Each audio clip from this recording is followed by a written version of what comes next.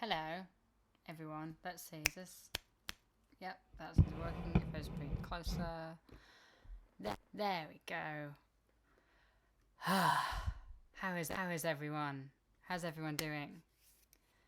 Oh my god, I can't believe there's only like 3 days left of the year.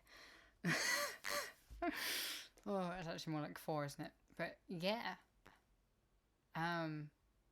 Right, we're, as always, a little bit on a lag. I believe tonight we're on a half an hour lag. And I haven't been able to get music working yet because Spotify doesn't want to work. I don't really think it's Spotify not wanting to work. I think it's my computer being too old to work. See.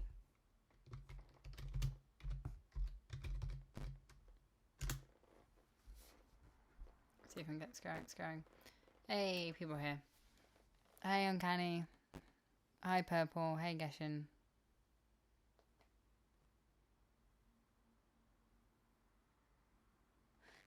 Yeah, I know that it's spelt wrong, but every time I come to stream, I start setting up half an hour early, and I'm bad at streaming, so I never have time to do it because I always forget to do it. I always forget to fix it.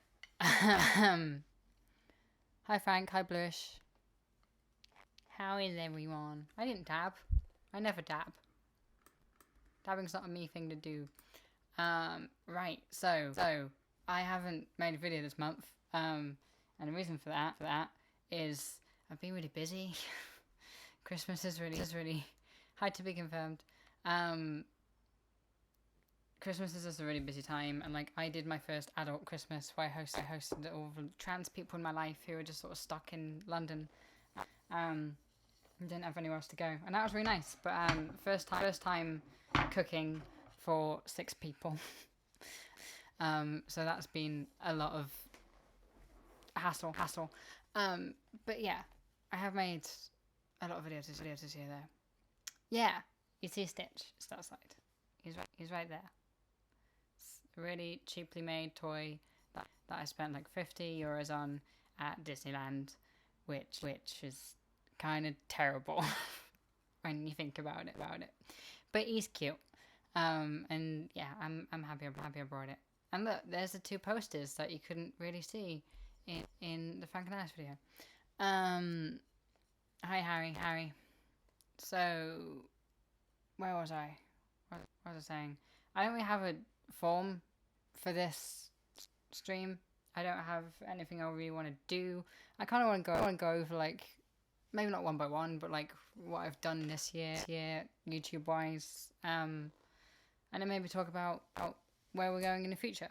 So yeah. I mean, I guess the best thing to do is probably to go to my channel, see what I actually have done YouTube wise. Because I remember starting the start of this year, I was in a little bit of a limbo space and didn't know if I was actually going to continue doing YouTube. Like I thought that I'd been doing it for almost 10 years and nothing was really going anywhere. It was a hobby that I had, but I just finished uni and I was like, okay, well, I need to like figure out what I'm going to do career-wise now. And like YouTube was probably just going to have to like go to the wayside in sort of way that it did when I was doing my A-levels and I wasn't able to concentrate on it. But then the DK stream happened. H1 Guys DK stream, for people who don't know what that is.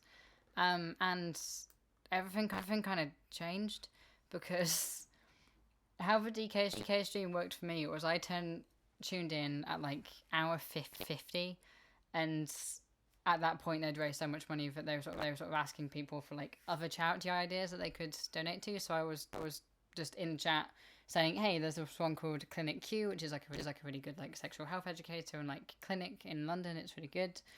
They cater especially for like trans and non-binary people, so maybe give them a shot. And then one of the admins of the Twitch chat gave me this document full of people's email addresses that I could email to let people know. So I DM'd only 3 people on Twitter because I didn't want to be that person who was pestering everyone. Just sort of saying, hey, this charity exists. Maybe give that a shout if you want more people.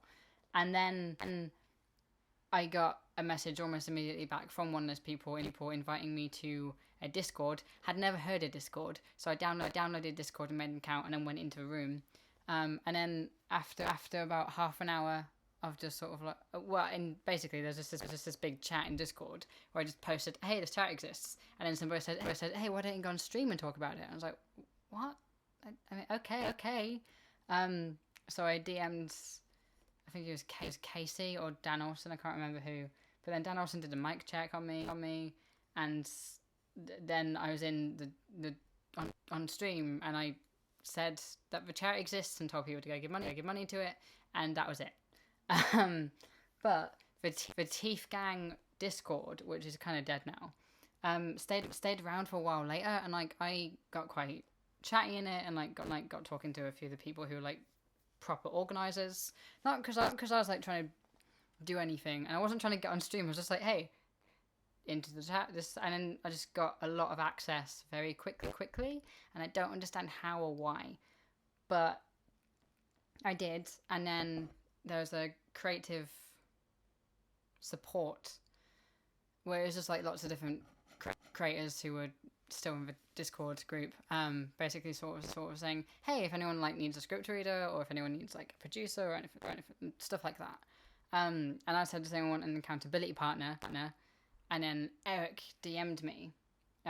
This is like what, February? I can't remember when DK Stream was. About a month after DK Stream, Eric DM'd me, and we became each other's accountability partners. Basically, what we would do is both say, text each other over Discord saying, hey, I'm going to sit down and write, and then I would say, hey, I'm going to sit down and write, and then we would both write, and at the end of the day send each other what we had written to prove that we had actually been doing work.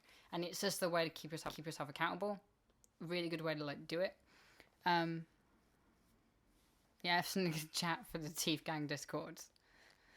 The audio keeps going out and looping weirdly. I don't know how to fix that. It did that last time. Is it okay? Because I can try and fix it if it's a real pain.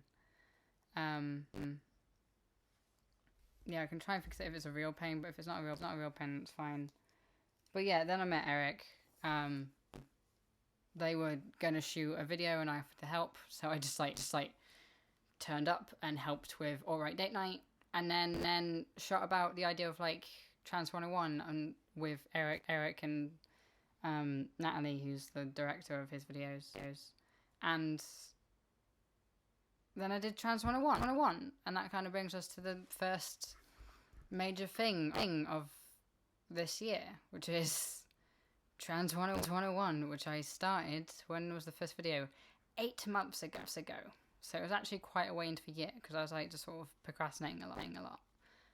But first we're going to see if this audio thing is actually really bad. By the way, Alice, your Twitter link is misspelled Twitter instead of Twitter.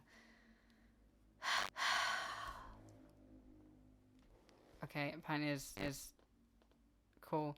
So long as it's just for, is that in the, where's that? Where have I misspelled?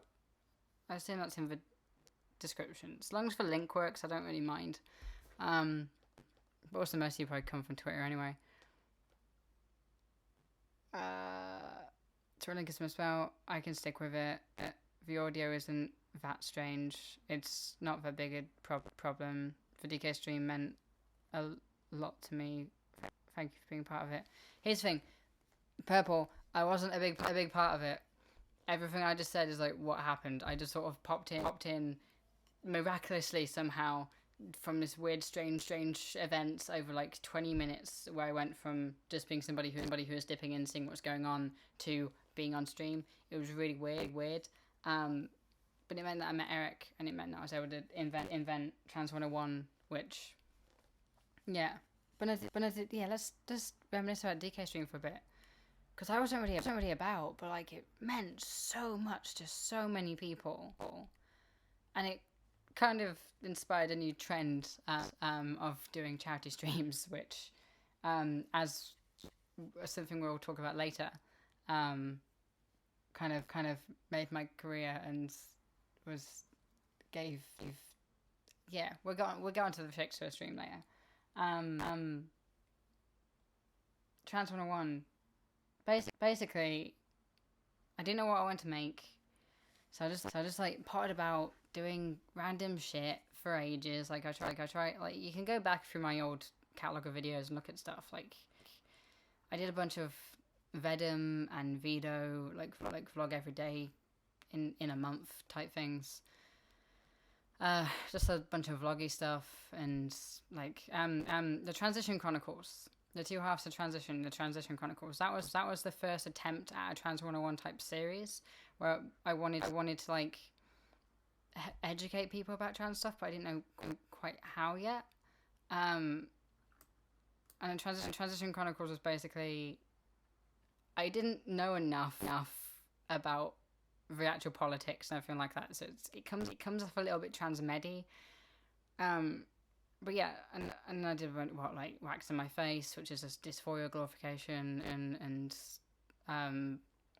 film club stuff where I was like just reviewing films, and the whole loneliness saga, which is I think and of the autism videos, that one on epilepsy.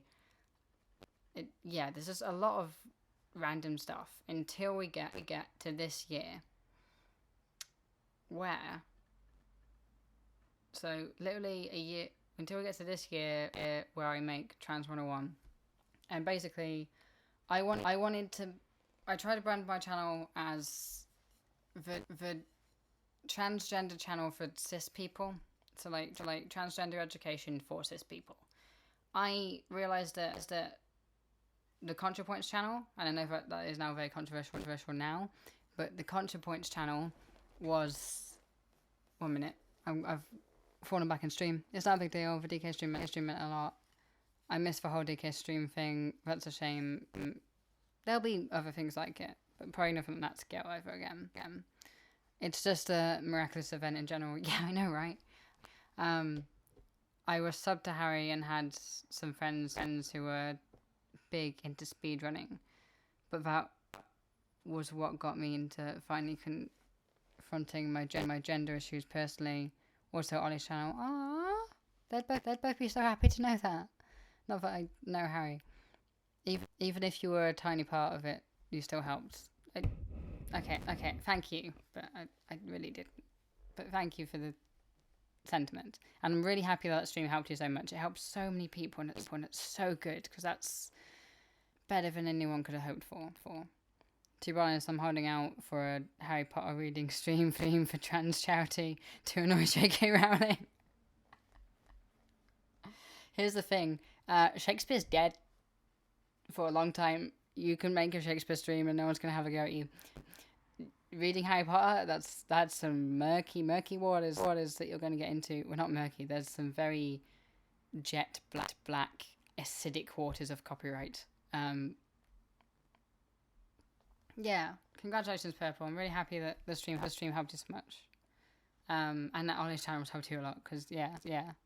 The seeing allyship, I think, is really good, because you can see a bunch of trans people like Roger Dennis or Natalie Wynn or me or Mia or me or whoever else, Dylan, and yeah, but actually seeing allies and cis people being kind to trans people and saying that it's fine makes it seem less scary. It makes it seem less like you're just going to be yourself and have to fight forever. It makes it seem less like you're taking off the armor and the protection of basically harming yourself to conform to like boy mode or girl mode or whatever you had to do. And just stepping out of that armor into a world that might just hate you is really hard. So actually seeing cis people who are good about trans people, I think that is almost more helpful than seeing trans people. Which is why I always tell my cis friends, like, not just zip them out and to actually speak up sometimes when it comes to trans subjects, because we need representation from every angle. We need there to be visible allies who are going, no, yes, trans people are good, which is why I like all these people who have been shouting at J.K. Rowling, all of these cis celebrities who have been, oh no, fuck off, J.K., you're an idiot, you're geriatric turf whose feminism doesn't mean anything. yeah.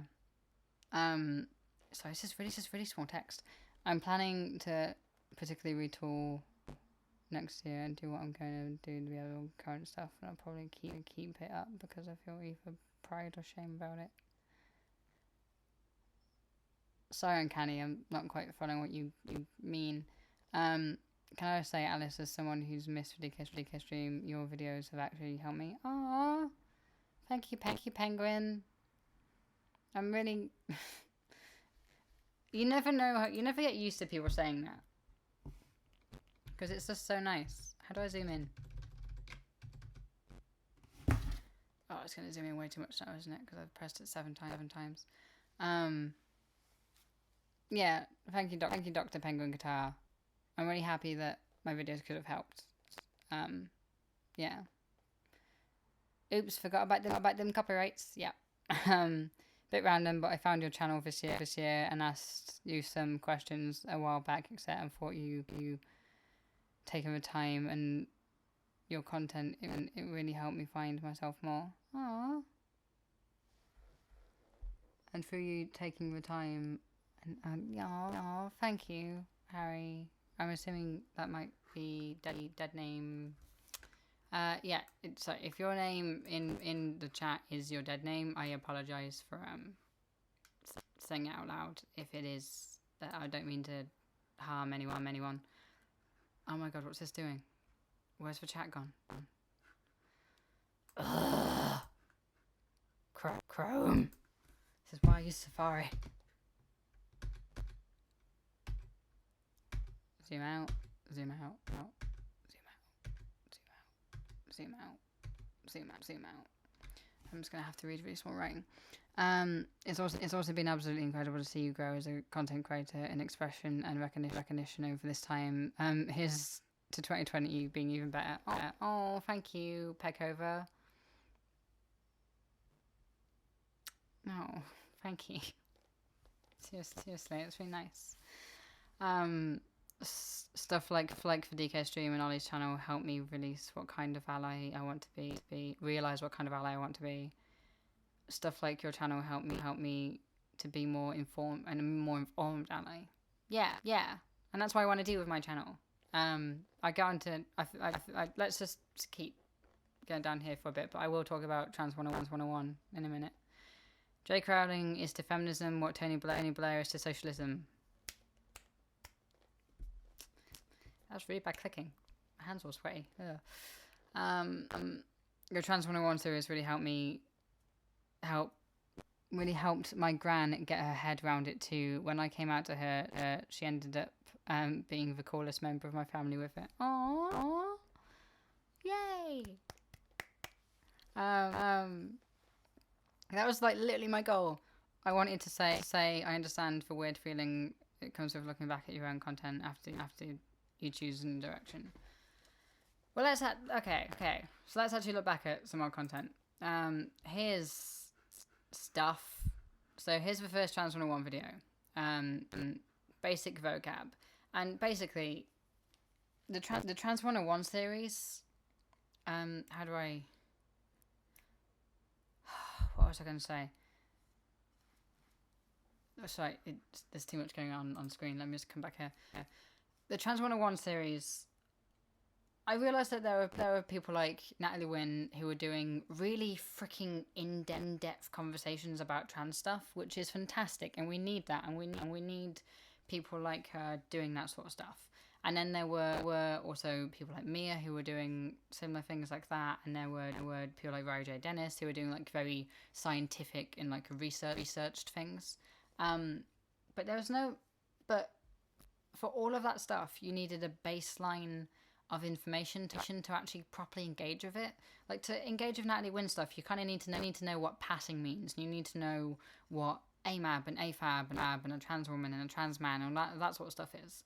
But in my experience as somebody who came out and didn't know any trans people, and just like lived kind of in the cis world for a while, just struggling.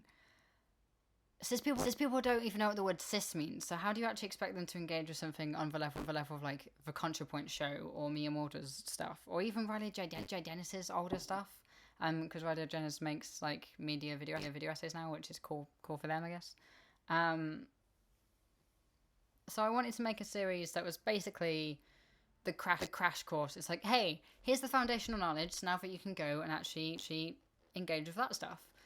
But then I realized that in order for that to happen, you'd have to watch all of my videos. No one's going to actually do that. So Trans 101 developed very slowly and like found its feet. And now we can go back to the screen capture. So Trans 101 basic vocab. It's literally just that. It's literally just, this is what AFAB means. This is what AMAB means. This is cis and trans and blah blah blah blah blah blah blah. Then we come up to sex versus gender, which isn't the best video because I'm boiling the content down so much that it becomes a little bit wrong, and a little bit of the system. Then we come to Are You Transphobic, which is the least watched one, for good reason, to be honest. I got too political too fast. I hadn't built up an audience who were prepared to hear political stuff yet. Then we move up to transgender representation, because I watched Assassination Nation and freaking fell in love. I just wanted to talk about it. Then we come up to what is gender expression, and this is where it starts to find its feet. It's still not really found its feet, but this is where I've taken one subject, gender expression, and I've then tried to break it down into as simple as possible so that anyone can understand it. And this is what I've been doing since I came out at the end of 2015. I came out, and then I'd been at university for 3 months before I came out, so everyone already knew who I was, and I actually in Freshers Week gained a bit of a reputation, because I was like the weird punky one who was a bit isolated but also happy to be with everyone, and had like purple hair, and I stood out a lot. So everyone already kind of knew who I was, and then I came out as trans slowly. Well, not basically. I just started to express more femininely, and I changed my name on Facebook, and everyone kind of got the picture. I didn't really come out. I just was me, and then if they didn't understand what was going on, they didn't understand what was going on, and I'd correct them. But from then to still now, I will be in pubs, and basically people ask me questions, and then I'll have to basically give them a little mini lecture. But most of these people, they ask these questions, and they don't actually want a big detailed answer. They just want you to sort of like tell them what is the right thing to say, or explain it. Like basically, I learned you have a maximum of 5 minutes to explain the entire thing to them. So that was the idea of Trans 101. I have been perfecting all of these different scripts in my head, just as explanations in the pub. Let's put those on video and make it a resource for people to have, because it seems to be helpful for my friends, and I see I've gotten good at it over the past like 4 years. And that's where like things like gender expression come from, because I've had to explain gender expression to people before, and this is literally just the script I've been doing over and over and over again. And we're just going to go through the chat and just catch up, and then we'll go continue with this.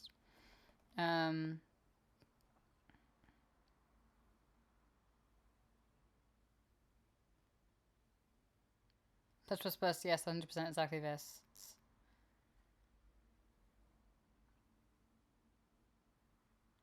I was wondering how long it took to do the toilet part in Five Nights, because that was really impressive. Trans tutorial activated. Assassination Nation rocks, took me by total surprise. Yeah, it's so good, right? I'll answer the Frank Canaris questions and the Chekhov stuff when we come to the when I get to that, because obviously I'm just going up through my videos this year and just going through the year. I found smaller stuff being about ACE. You have to explain what it is to people so often. Yes. Similar stuff. Yes, I know, right? I have to do the same, and it's just a lot. So if I'm going to be an educator, why don't I just do it online and actually maybe make a bit of money from it? I'm not making any money from this huddle. All of the money from Patreon goes straight back into YouTube. Yeah. So then we come up to intersex 101, and this or intersex people are valid trans 101, and this is where trans 101 really found its feet. It's where I actually did some research, and I didn't know enough, so I actually had to not just rely on the scripts that I've had in my head forever, and that made it better because then I was able to put sources at the top of the video, and I was a bit more I got more experimental. I created the character Binary Lover to like be a voice, and then was able to, and I was very worried about doing that because I was just worried that people were gonna. I'm a white, mostly blonde trans woman, who is like has a fair level of like passing privilege. I fucking hate the term passing. It can go die in a ditch. But so I was worried I'd just get compared to ContraPoints or Natalie Wynn. But I did the binary lover thing, and it's not massively my thing. I'm not a big makeup person, but it worked. I wanted to show somebody who believes in binaries as being a clown because their opinions are clownish and dumb, and it works. And it's just a really nice video that actually sort of explains all of the basics about intersex people. And then we come up here, and I have Boxed In, which is just a filler video that I had. But I do really like it. Then we have Dead Name, which is where I start to actually get really political while also being educational.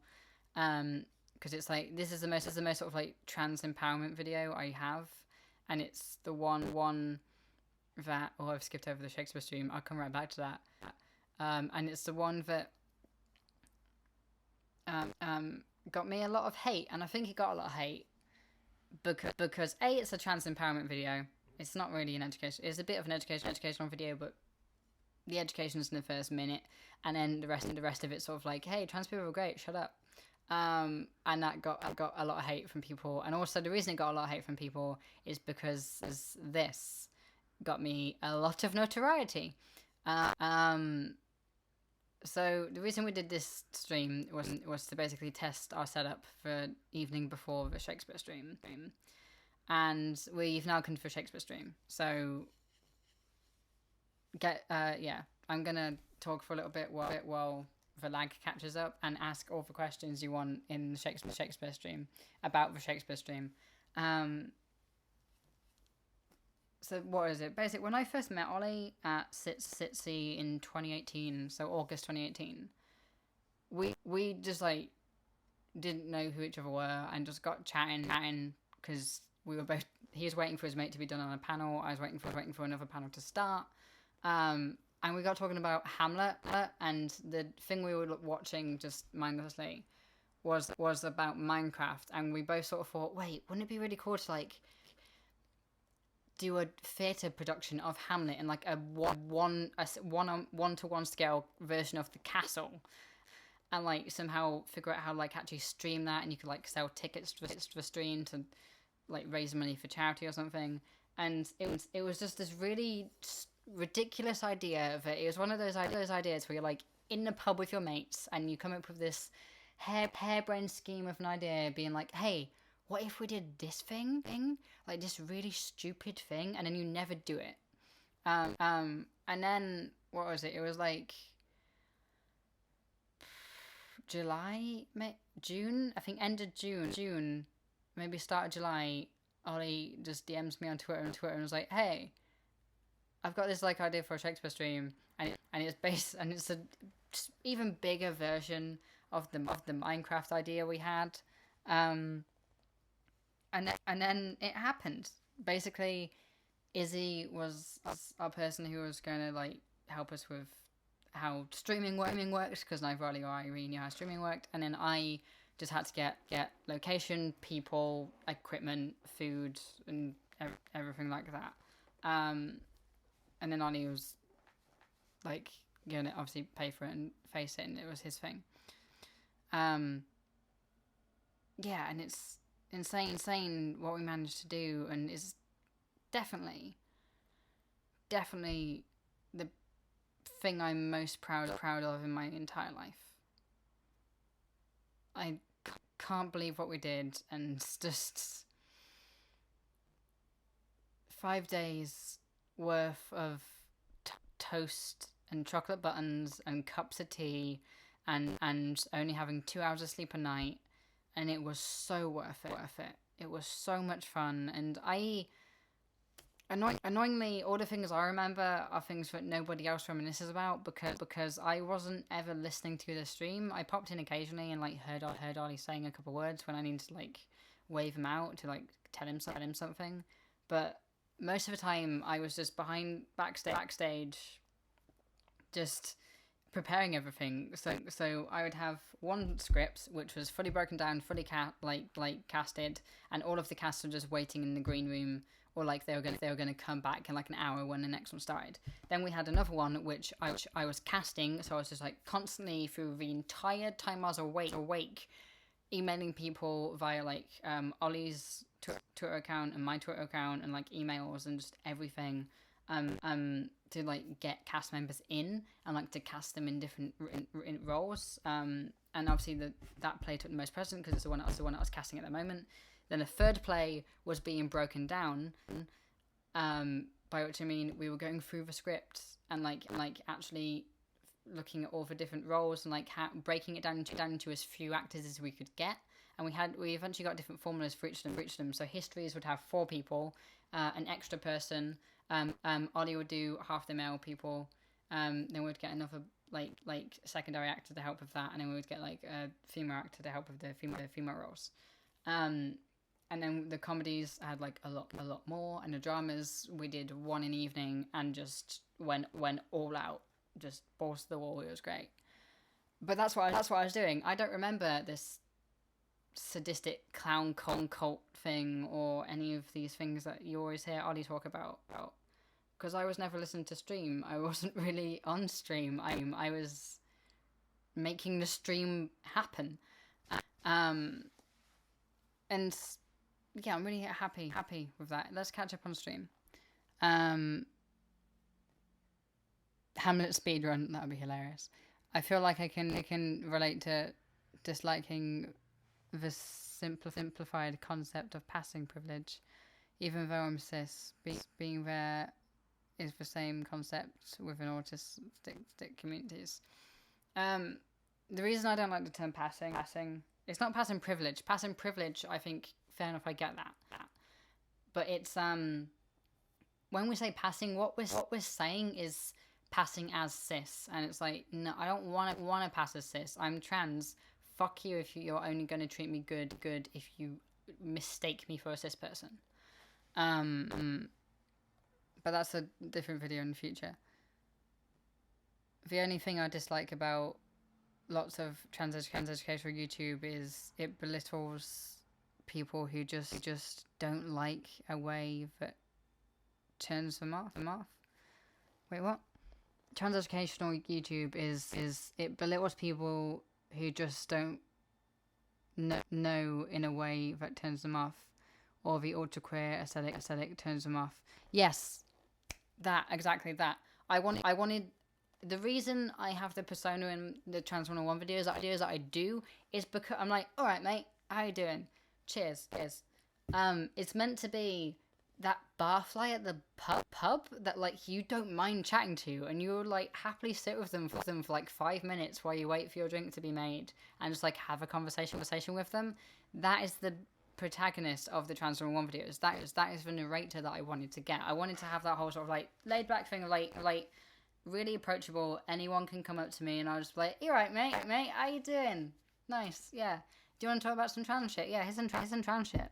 So basically, like, this thing happens and like that, and that's the yeah, and I love it. That's because the hyper queerness scares away old people. Like, I think it was Purple who was saying that they showed it to their nan, and then nan was able to engage with it. Like, this is how I would talk to my parents or my great grandmother, in order to get them to listen. I'll just like be really chill back, like kind of relaxed, and like, yeah, so it's like this thing, and just not being belittling, not saying that they're an idiot for not knowing this or making them feel like an idiot for not knowing it. It's more like, hey, this is something you probably haven't heard about before. If you have, fantastic, but if you haven't, here's some information for you.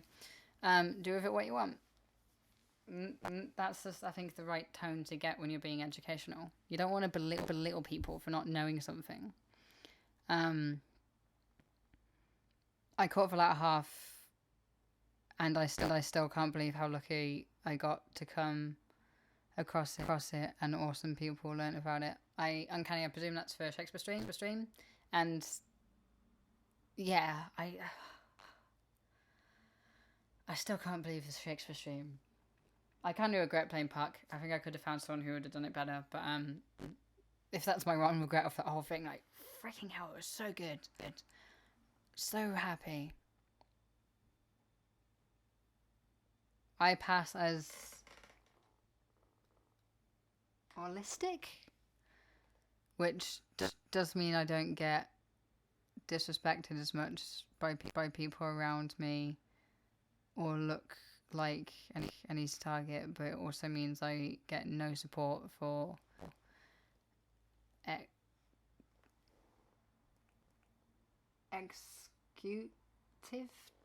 executive stuff, and I can't stim at all. Oh, okay, no, okay. So basically, you pass as neurotypical, even though you're autistic, and that means you don't get as much support, but you also don't have a target in the back. Okay. I'm not sure it's similar enough to this train of thought to make sense, but it's just popped into my head. No, I mean, it's similar. No, I'd say passing as cis is annoying on a soul level, because it's like, okay, well, it pisses me off that you're only going to treat me nicely if you mistake me for a cis person. But as an autistic who also passes as neurotypical, like, when I tell people I'm autistic, they're like, what? It gets bad, because when I get really overwhelmed on like a bus and I put my head... There's a time when I went to Amsterdam with my friends who had known me for 5 years, and like my high school friends, and I put my head in my lap just like that, because it was a really cramped space, and I was a bit drunk, and everyone was just getting to me quite a lot. And I just needed to like go down there, ignore everyone, and for everyone to ignore me for like 5 minutes, and I'd have been okay. But they were just like constantly saying that I was being embarrassing and all this sort of crap, and it was, yeah. If I like looked more autistic, then they probably wouldn't have had as much of an issue. And yeah, it sucks. I'm sorry, Frank. It sucks. Yeah, I used to do esports stream stuff. I know exactly what you mean. You miss out on all the memes. Yeah, I'm not the biggest memer, but it is a bit of a bummer when people are reminiscing about the stream, and I'm like, wait, what? I don't know what I was like there for the entire thing. I have no idea what you're talking about. The stuff that I like remember and reminisce on are very different, and there's only like Clueless Crystal, who, like, I could still call my stream sister, because she helped me so much. It was like, I kind of labeled her casting director after a while. Yeah, even though, like, I don't know, I was mostly like, actually casting directing, but still, she was like, yeah, she was the one who's breaking down all the scripts, and was helped me so much, and she kind of became like a bit of like co-stage manager. Like, she was actually doing for sort of like pre-show talks for all of the cast, being like, hi, so this is what's going to happen, and it was great. I love it. Love you, Crystal, if you ever see this. Passing is dangerous cis nonsense, up with which I shall not put. Yep, I agree. You would spend 3 days at an event working your ass off, pass it out for a day.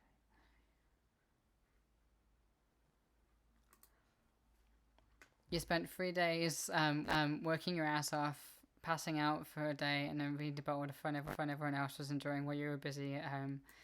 Yeah, it felt a little bit like that, but also it was a lot of fun. And here's the thing.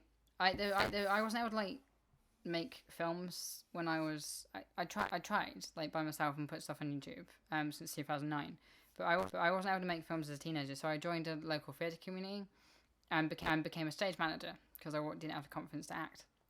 And I really enjoy stage managing. It's really good. And that it kind of felt like that. It was like reliving those days. I don't get all the cast jokes, but without me, the show won't happen, and I'm happy enough with that. High camp is an acquired taste, basically. High camp is an acquired taste, and if you're trying to do wide education, it's not helpful. Like I'm trying to reach. I Trans 101 is meant to be the series that I wish I could have sent my parents. ContraPoints, the ContraPoints show. When I say ContraPoints, I mean the show. Natalie Wynn is the person. So ContraPoints isn't something I could send my parents because A, they wouldn't actually watch the whole thing. They'd get bored, and B, it's not really the tone. They're not gonna gel with it properly. So I wanted something that is that resource. My parents are now educated because I've obviously done Trans 101 at IRL with them, but yeah. How does one know if there's a neurotypical, if they are neurotypical or neurodivergent? Diagnosis? Sorry. Yeah, it's really the best answer I have for that question. Diagnosis, because the only reason I know I'm autistic is because I was diagnosed when I was 3 years old. But yeah. So you could go to your GP if you're in the UK and ask your GP about it. It's the best way I can think of. No worries if this isn't something you plan on, but I'd love to see someone do a video on non-binary identity, how passing isn't comparable. Non-binary men / women / lesbians being valid, etc. 50+ people are not going to listen to someone talk about the mouthfeel. Exactly. The mouthfeel. She had to bury that 2/3 of the way through the video in order for it to. Because if you're already that far through the video, then you'll sit through it. That sounds really mean. I like that sketch. It's good, but it's I don't know. It's very sexualized, and there's been quite a lot of ace people who have come to my channel and sort of said that they like my stuff because I don't do the whole sexualization thing, and that's one of the reasons I don't do it, so that this space feels accessible to people who are sexually repulsed, as well as just people who don't want that. Like, we shouldn't, all trans education shouldn't have to be overly sexualized. And I don't know. People don't sexualize me, which is weird. Never think it's because I don't invite it. Like, I have a very sort of like bartender standoffishness type persona online, and people don't fetishize that much when it's a woman. Like, if I was a guy, people would be fetishizing it to shit. But the fact that I'm a woman, and I have that kind of weird bartendery standoffishness, but also like approachability, kind of means that people don't sexualize me much. And then I don't make sexual jokes because I want to make this a space where like kids can come if they want to, or like where other asexual people can come if they want to, and they can feel comfortable here. And then also, I just don't find innuendo that funny. Carry on films don't do it for me. So yeah. Where we got want to be uncanny, want to be confirmed, said. Totally agree. I think I'm just reading things wrong. I don't know. Good Theatre is made by a whole group of people. The actors might get the most attention, but only because the technicians put the lights on them properly. Yep. And when I was a stage manager, I was also like head of props, and apart from like a couple things, I only had like 2 stagehands, so I would have to drop my scripts and run out and be a stagehand as well. There was one player I did where we had to put out what was it, 25 chairs, half on each side of a stage because it was meant to be like a wedding, and basically I and this is a brag. This is just a brag. I put out all of my chairs on my side, like all 12 on my side, in half the time it took both of them to put all 12 of theirs on their side. So I was yeah, but I didn't go over and help him because that would just slow it down. But then also the actors. There's always one or two of the actors who didn't listen to the auto thing in the makeup room, and therefore I had to like send one of the people. I would always get one of my stagehands and be like, hey, go get this person because they're on in the next scene, and then they would always come, even if they were prepared. I always sent someone, and then also every time an actor came off stage with a prop, I was like, on the table, put that on the table, because you will lose it. Not being patronising, you will lose it. Actors will always lose their props. Never let actors take props away from the prop table, because they will lose their props. oh god, actors. Theatre actors, screen actors are great. Theatre actors are like herding cats. But that might just be because of the roles I've had in film and stage. Where are we going? Hello. What's that? Zazturia. Zaztara? Sorry. Dyslexic. I have no freaking idea how to read people's names unless it's Jane. I'm more comfy with no sexual stuff, but I can still tolerate ContraPoints videos too. But yeah, it's good to have a channel like yours. You see, you still said tolerate, so you kind of go there despite that stuff. And the same, like, I don't find those jokes funny, but I know if people do, so I'm not going to moan about them. But I don't find it funny, so I don't put them on my channel. I don't know. I don't think any of my videos are funny, but people have told me that there are jokes in them. Yeah, I've always thought comedy is my weakest bone. Audio is weird. Yeah, sorry, I don't know how to fix it. If it is an issue for people, I can try and fix it, but I don't know how long that'll take. Yeah, I like ContraPoints to current drama side, but it's still, I think that says digestible. Oh wait, yeah, I like ContraPoints to current drama side, but it's not digestible. Yeah, you have to sit with a ContraPoints video and watch it a couple times, like fully understand what's going on in it. I come across from an Amjam background, so was an actor but also stagehands at the same time. So I quickly learned to listen to the crew. Yeah, and thankfully most actors do, even though none of them were ever like my stagehands. So what was it? For the first year, I was a stagehand. So I did 2 plays as a stagehand. Then I did, for the next 2 years, I was this stage manager. So I did 4 plays as a stage manager. Then I went to uni to study film. But the Shakespeare stream was just like that. So all the actors and cast and everyone had their own jokes and all that sort of stuff, and I was just like head down working on things, making sure everything got done, while they were like joshing around and performing on stage, and I'm fine with that. That's why I took the role, because I knew I'd be good at it and I knew I'd enjoy it. I was watching Ani's queer sparkle emoji video with grandparents. The mouthfeel part was awkward.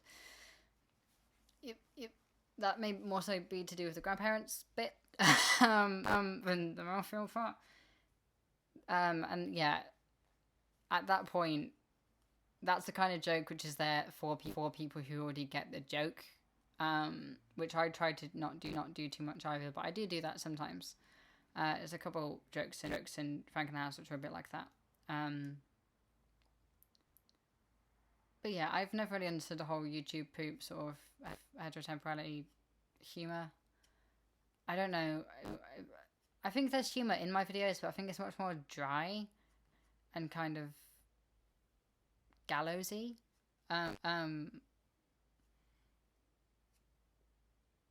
Yeah, and I don't quite gel with the whole meme humor or the whole sort of innuendo sexual humor stuff.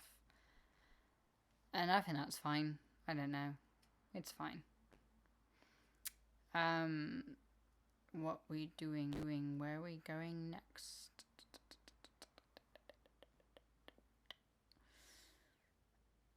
Right. I think we covered the Shakespeare stream. Let's scroll up. What else we got? There we have social constructs. Social constructs is interesting because it was the most experimental of the videos. Basically, it starts with me being in the grey chair, and then like an alarm goes off on my phone silently, and I like look at it and I was like, oh, I need to be on a train in an hour. So I literally just wrap up that take, and leave that in the video. Like, that isn't fake. And then I get on a train, and I'm on the train just like trying to figure out, wait, okay, how do I like figure out how to do this now? Because I need to make the rest of this video. So I like packed in my suitcase my microphone, my camera, and everything else, and on the train just wrote a whole new thing of like how I was going to do the video, and it was basically this story about me going to a wedding, because I knew that's what I was going to be doing for the next 24 hours, and then that's how I was going to be able to edit the video. I knew that, okay, well, I'm going to have to put my bags down so I can just set up a camera like in 5 seconds and do that. Then I know I'm going to have to like have a shower so I can just record a bit of it while I'm actually doing my makeup for the wedding. Then I'm going to have to I'll be at the wedding, so I won't be able to do a lot, but I can record a little bit of a church, and then I can record some in the hotel room. Cool, that all works. And I actually just like shot it on the day, and yeah, there was a really experimental thing. Didn't know if it was quite going to work, but I think it really does, because like it's telling this story about me going to a wedding, which is a celebration of a social construct, while I explain why social constructs are important. I love it. It's great. What is it? Gallows humor is great. TGCJ is the best. I have no idea what that is. I've ended up several times in amateur theatre productions with pals and classmates where we combine stage management responsibilities and acting, but it's incredibly chaotic every time. Yeah, it's way easier just to have one person who's just sat there with a script being a stage manager. I like Topher. I think it's one of the your best videos. I'm going to talk about Topher in a minute. As a person who grew up doing theatre, props go on the table. Yes, they do.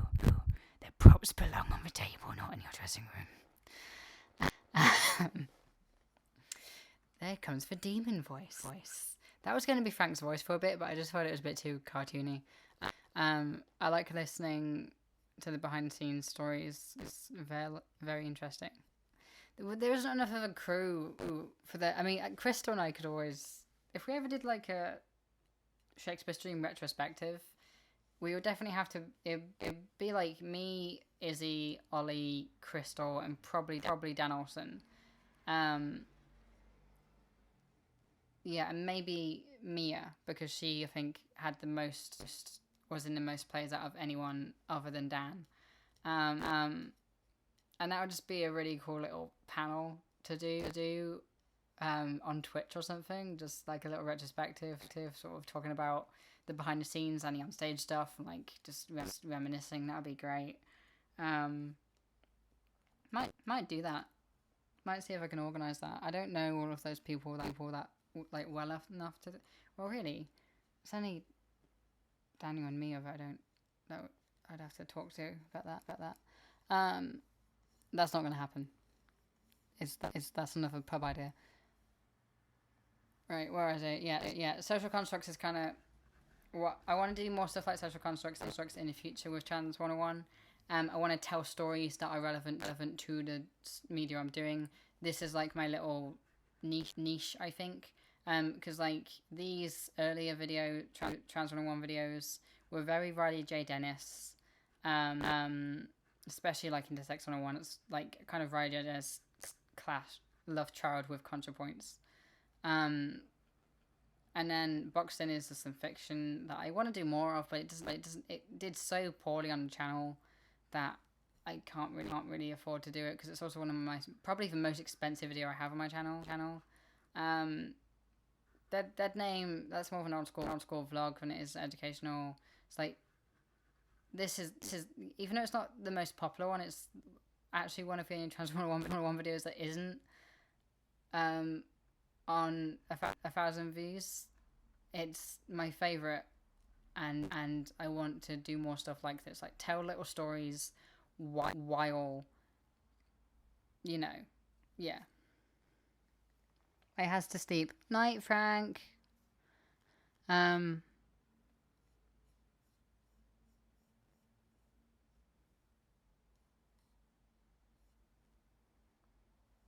Toph is absolutely fantastic, but it seems a little too dark for most people, cis or trans. I like listening. Right, yeah, okay, let's get to Frank and Alice. But yeah, I think in the future with Trans 101 episodes, which I'm gonna do 2 every 3 months, and then hopefully 1 long form video on the 3rd month. Yeah, so I want them to be more like social constructs. But to Frank and Alice, that's a really interesting point, Purple.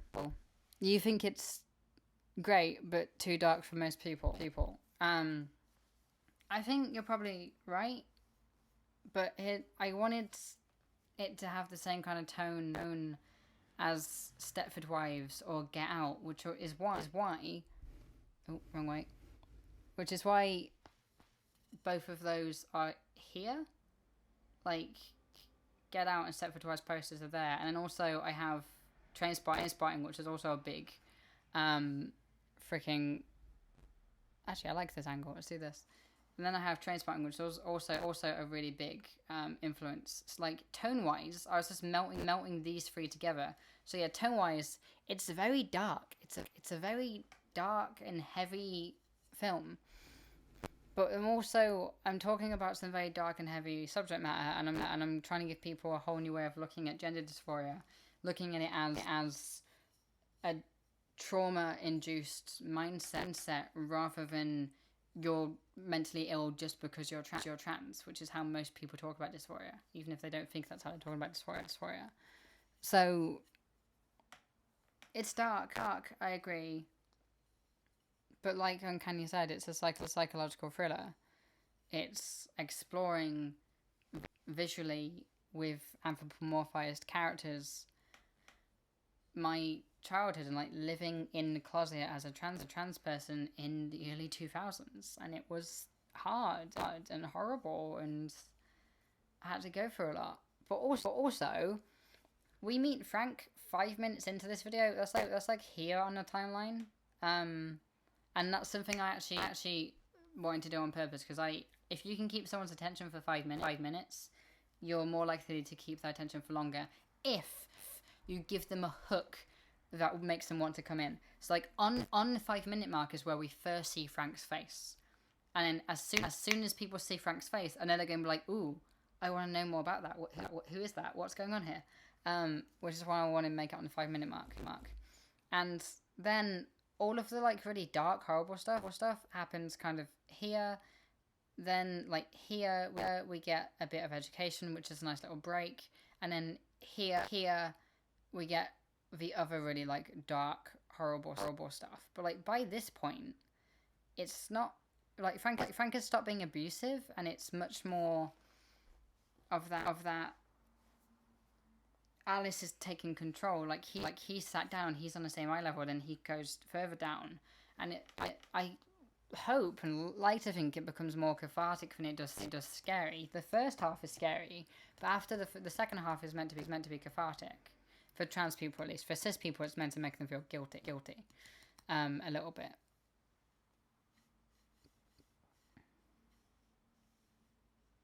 Yeah, I noticed those posters at the time. Yeah, the one that wasn't really Um, that one, the Vsauce free one, wasn't really visible in the Franken-Ass film because the wide shot didn't make the cut. But yeah, if anyone was ever going to compare it to like ContraPoints, go away. Vsauce free was the biggest YouTube influence on Franken-Alice. I think sometimes it's good to make stuff that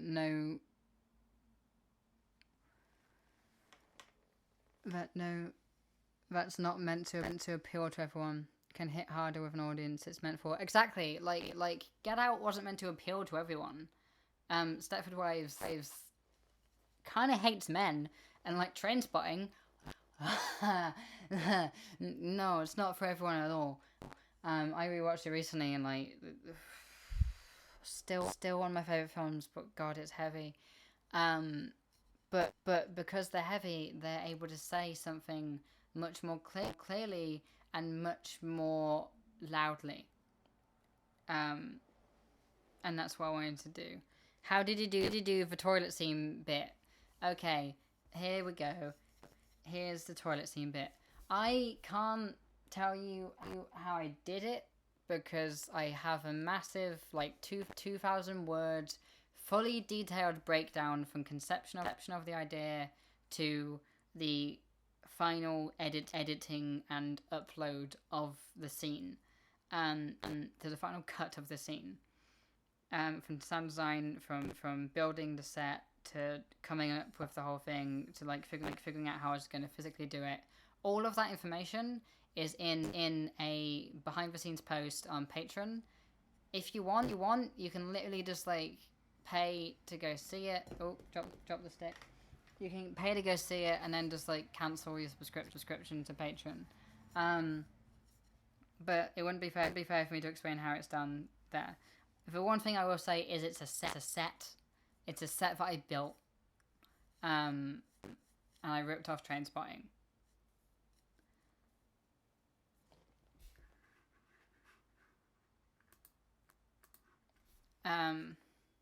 But yeah, the toilet scene. How long did it take me to do?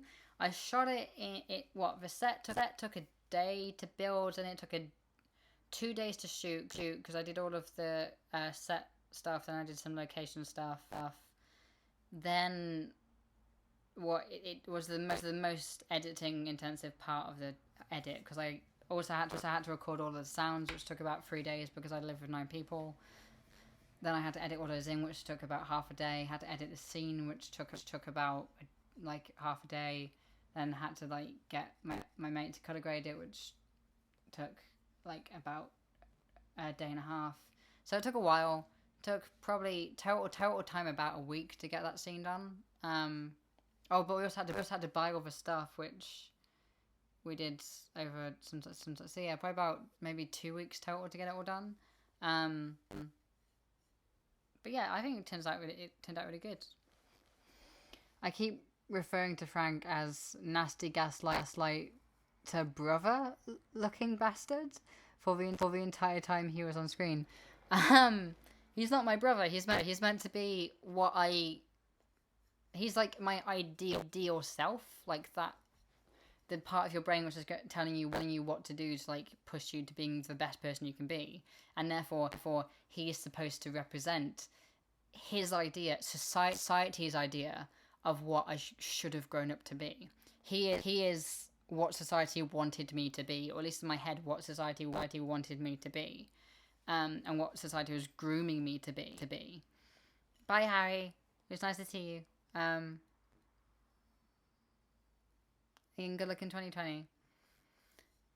But yeah, Frank was meant to be what society wanted me to be, and therefore he was trying to force me to be him.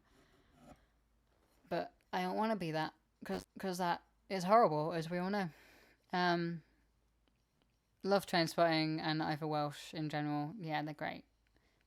Yeah, I grew up exactly where Trainspotting is set. Oh wow. Used to walk past the actual building that Crackdown was set in the book every day. It's pretty visceral. Wow. Yeah, I can at least fictionalize it. Wow, purple, that's heavy. Saw the play of Trainspotting in Manchester earlier this year. It was amazing. Oh, it's such a good story. I have to go to bed. Oh, it's Harry. They're gone. Bye, Harry. Bye, Harry. What drumstick do you use? Oh, this is a A5? A 5A. Yes, an SM5A. It's just a cheap one. I don't have a drum kit. I just use boxes, and I've only been doing it for like 2 weeks now. But it's fun. It's fun. I like doing it. Are you holding a drumstick? Yes, I'm holding a drum. Why am I still on the screen capture? Yes, I'm holding a drumstick. That was loud. That's loud. Sorry.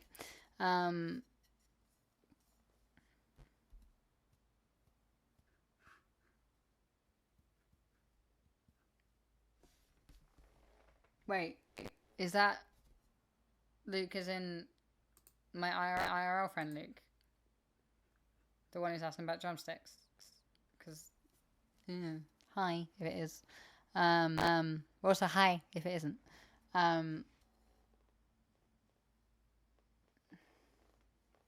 2 weeks is a start. Yeah, it is. And like I'm using boxes because it's what I have, but it's fun. And like right now, it's mostly just about actually getting, like, working on rhythm, rather than trying to make stuff sound good.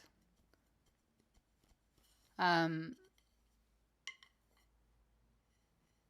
I was talking about how he looks like the dudes from Oasis who are famous for being shit people to each other and others, and their hair and eyebrows. You nailed it here. Oh wow, I was just like trying to, yeah, okay. I was trying to make him look like what I would have looked like if I hadn't, you know, come out. Right. What else we got? We have, oh, the vigil. Oh my god, the vigil. Yeah, I am gonna do this every year from now on for as long as I do YouTube. So next November we will have the 2020 Trans Day of Remembrance online vigil. It won't be live, but like this next year I will get people who speak Spanish and who speak the other languages to help me read the names, because I butchered those names that year. But I'm definitely going to do that for the rest of it's, yeah, definitely.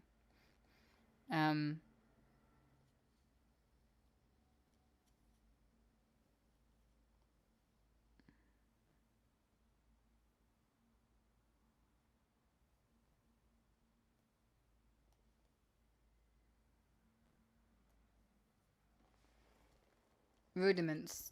I'll check Rudiments out then.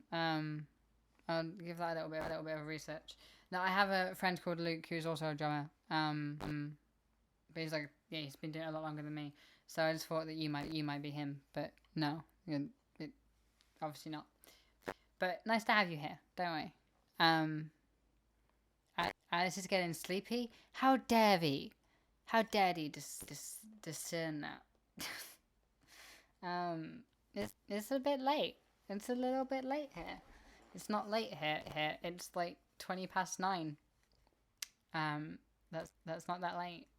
Right. What I also wanted to say, I have been going for an hour and 9 minutes. So what I also wanted to talk about was the future. So you can't hold me to this because it really depends on money and time and all that sort of stuff. But if you need a Portuguese speaker, hit me up. I definitely will need a Portuguese speaker, so definitely just DM me on Twitter. Yeah, and just like keep reminding me that you're there, because my Twitter DMs get quite logged back. I wanted to talk about the future of the channel. So I have basically the entire next year planned out. I know. Here's the basic plan. I'm gonna work in 3-month cycles, and I'm gonna upload one video a month, and basically I'll upload a Trans 101 video, a Trans 101 video, a long form video like a short film like Frank and Alice, and then the cycle will continue. So there'll be another 2 Trans 101 videos, and then we'll have a long form video again. This is entirely contingent on money, because here's the thing. Frank and Alice was expensive. I paid everybody who helped out, apart from a couple of people because they refused to let me. And yeah, making videos like that takes a lot of money. I'm not making that much money on Patreon yet, so it's going to be hard. And I don't have a lot of money to like just throw at it. So I'm gonna hopefully work on 3-month cycles, but there are 4 long form videos that I want to make next year. And Frank and Alice took me about 3 months to make. It took me about a month to write, about a month to shoot, and about a month to edit. So I'm hoping that if I time myself correctly and I like organize these videos properly, so that I do the cheapest one first and get more expensive, I'll like ramp up how much money I'm getting, and then also, you know, be able to make them all in time. But the way that I'm picturing it right now is that 3-month cycle, like having 1 month where it's a Trans 101 video, another month where it's a Trans 101 video, then a 3rd month where it's a long form video. And I already know what 4 long form videos I want to do next year. 2 of them are going to be hell, and one of them is going to be a bit easier, and the 4th one is going to be piss easy, but it's just going to be quite emotionally heavy. I also and then it's going to be another one which is you know, I'll tell you that title. I'll tell you the title of, like, it'll probably be the last one of the year, but it's Topher Part 2. Because Topher Part 2 is coming out eventually, probably the end of next year, because there's more to the story. There's more that I want to say, and there's more that I want to do with those 2 characters, and they've just been talking in my head a lot since Frank and Alice was done, and therefore there's going to be a part 2 to Frank and Alice, and it's going to reveal a lot more personal stuff about me. Like, I don't really consider the stuff in Frank and Alice to be personal. It's just stuff that's kind of been public my whole life. But the Frank and Alice part 2 is going to be quite heavy, and it's probably maybe a little bit less heavy, maybe a bit. The tone's not going to be as horror. It's going to be a bit more Euphoria-esque. But I'm not going to say too much. I'm not going to say where it's on, because it might evolve. Yeah. Oh, the Chekhov thing. I'll come back to a Chekhov thing. No, thank you, Geshin.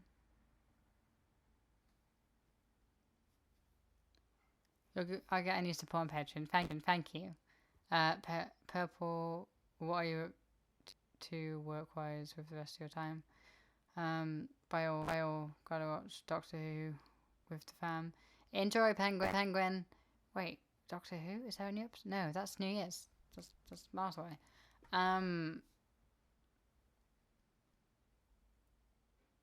Oh, I'm gonna be waiting for part two. Yeah, I'm building hype now. Yeah. Even though it's probably gonna be the end of the year. And then it might be January 2021, to be honest. Because I'll have the sport one, the healthcare one, the gender reform one, the dysphoria one, and the vigil. So that's like 5 long form videos next year. Yeah. And then 12 take away 5 is 6. That'll be 6 Trans 101 videos next year. And then whatever else I do. Hopefully. We don't know if I'm going to be able to do that. I'm going to promise 4, including the vigil. And we'll see what I can do. Because it's money. It really is just a money thing. They're expensive to make, and I don't want to sacrifice quality for regularity. If I can't get one out if it's not ready, if I don't have enough money to finish it in time, then there'll just be a Transformer 1 video instead. But I'm still going to be doing streams. I might move streams over to my second channel, which is Alice Quinn Rose Live, just because algorithms and all of that stuff. So yeah, right, Chekhov. Right, give me a minute.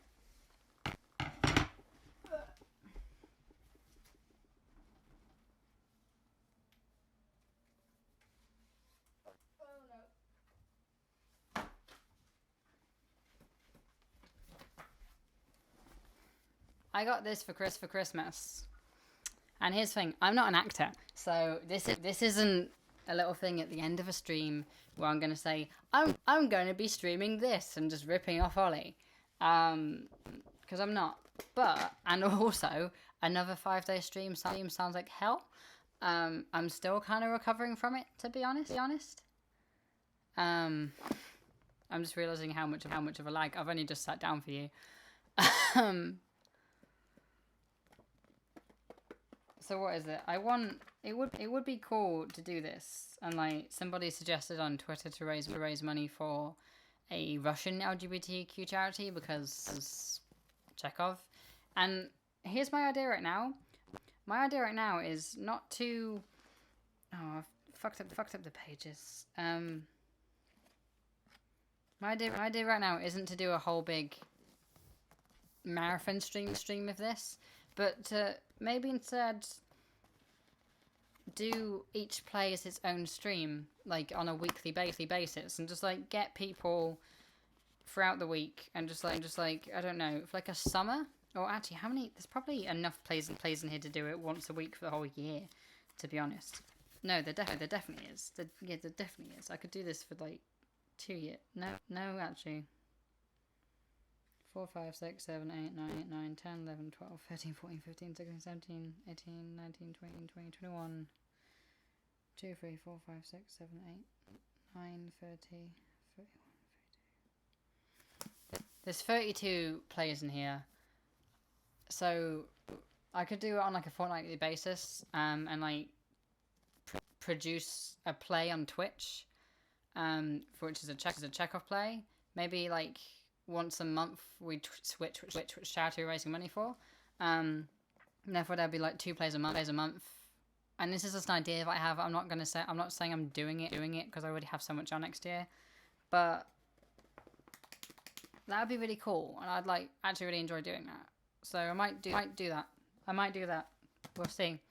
I might mix it up. I not only do Chekhov. I might like do a Chekhov double bill 1 week, or like a month of Chekhov where we like raise money for a Russian LGBT charity, and then like I can get some other older plays and like just sort of keep it going. That'd be really cool. That stack is very unstable. It's fine. Shush. Hey, Rain. Hi. Hey, I'm finally here. Hi. You're at work. You shouldn't be on it, but no, hi. It's nice to see you, Rain. That's how show business do it. Where was I the last thing I read? Dr. Penguin left, yep. Somebody actually asked what I do for... Yeah, Purple asked what do I do for work in my other time. I do all sorts. I hop about from set to set doing different jobs. I work as an extra sometimes. I occasionally do a little bit of modeling, but more so as like a test shoot model to help people like figure out the lighting they're gonna do for like the person they're actually shooting with. I also help Ollie with stuff sometimes. I help Eric with stuff sometimes, and like get bits and pieces. Basically, I get bits and pieces. I'm a Jill of all trades and a master and none. I hop around and just like make money wherever I can. Chekhov's novels are also amazing. I also, if we're gonna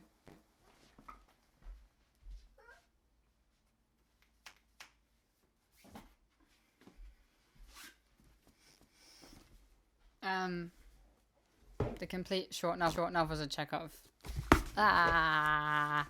Everything's falling, and now Adobe is asking me to update it. Go away, please, Adobe. Flash is fine for now. So yeah, I had a bit of a Chekhov Christmas. I got quite into. I also have his entire like poems, but that's on my shelf. So I think I might have all of Chekhov's stuff now, which is a bit. I'm not. I like Chekhov. Okay, leave me alone. Is my favorite Russian. Let's catch up with the thing. Chekhov's novels are also really amazing. Hi, I'm Fanny here. Hey. A series of shorter streams is a great idea. Yeah. Hi, Rain. Hey, you could read some of them separately on different streams. Hi. Hey, Rain. Ooh. That seems so nice. Birch. You're very unstable. Why for dislikes? What dislikes? I don't know what dislikes. Also, hi, Jacob. I finished very early. Oh, okay, fair enough, Rain. Well, just got say. Well, just got in. Say on by my cat. Guess I'm here all night now. Oh, cool. Nice to have you. 10 dislikes. What? It doesn't show me the dislikes. I don't know who's turning up and just disliking this, but somebody check Kiwi Farms. I'm sure they're probably being dicks right now. Why? It's probably Kiwi Farms. Kiwi Farms don't like me, and I'm such a small channel, but it's kind of like, hey guys, leave me alone. Like I'm just.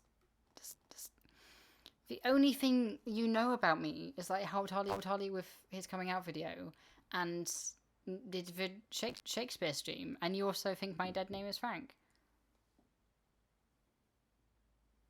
Hello? That's scary. Sounds like someone's knocking on my door. Yeah, I don't know why there's 10 dislikes. It's because I'm a trans YouTuber, I suppose. That's really the best answer I have for you. I'll check. Like helped Holly with his coming out video, and did the Shakespeare stream, and you also think my dead name is Frank. Sorry. This is horrible. Hello? Oh god, everything's frozen and it's echoing. That's scary. Someone's knocking on my door.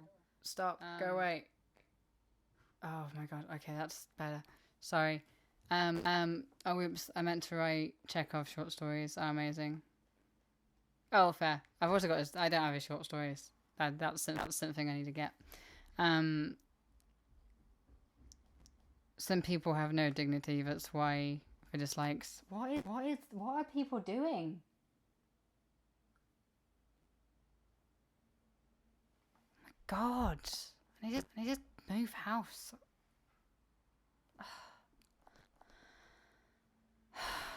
His short novels are pretty good, but the short stories are amazing.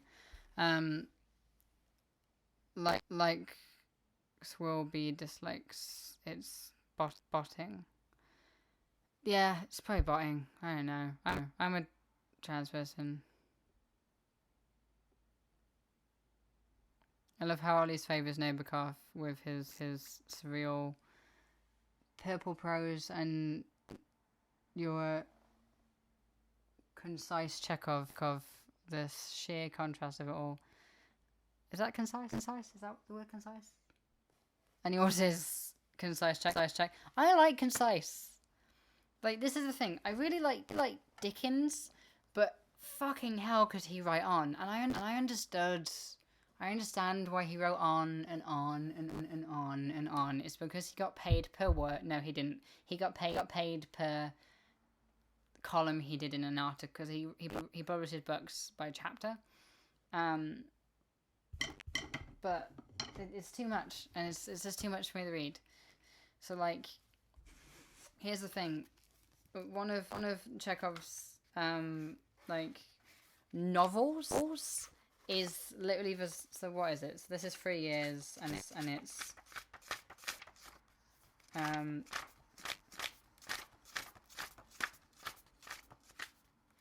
it's literally only that long.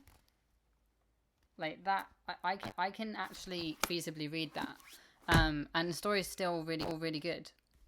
Like what? Yeah, it's dumb and dumb anyway.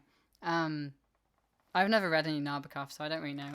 And I don't know if that is actually Ollie's favorite or if that was a joke for the thing. Probably actually his favorite. I don't know.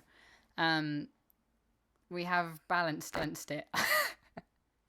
Dislikers can get in the bin. Oh, thank you everyone. That's really nice.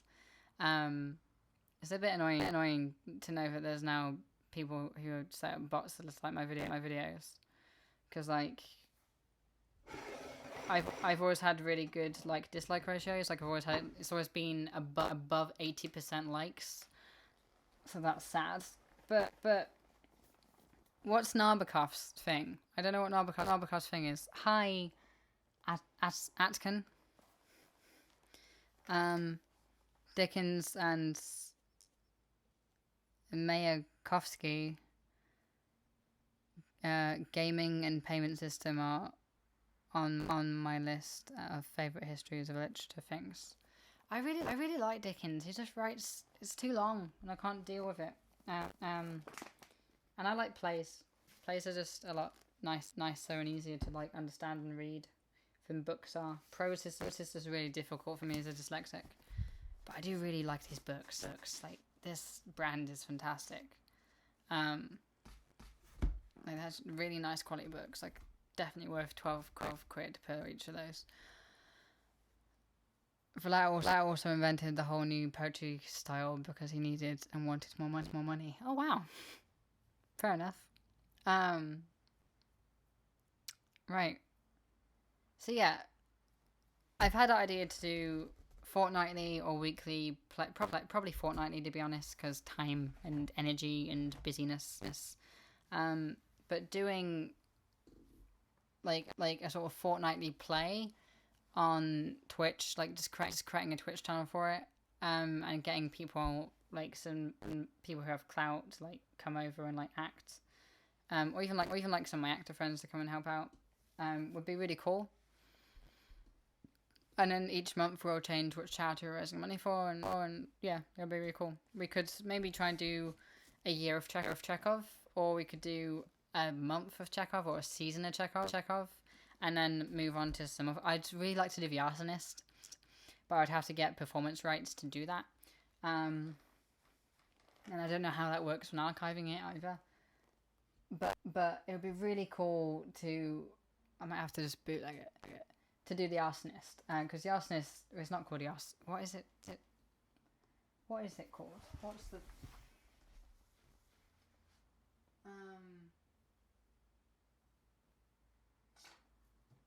this one?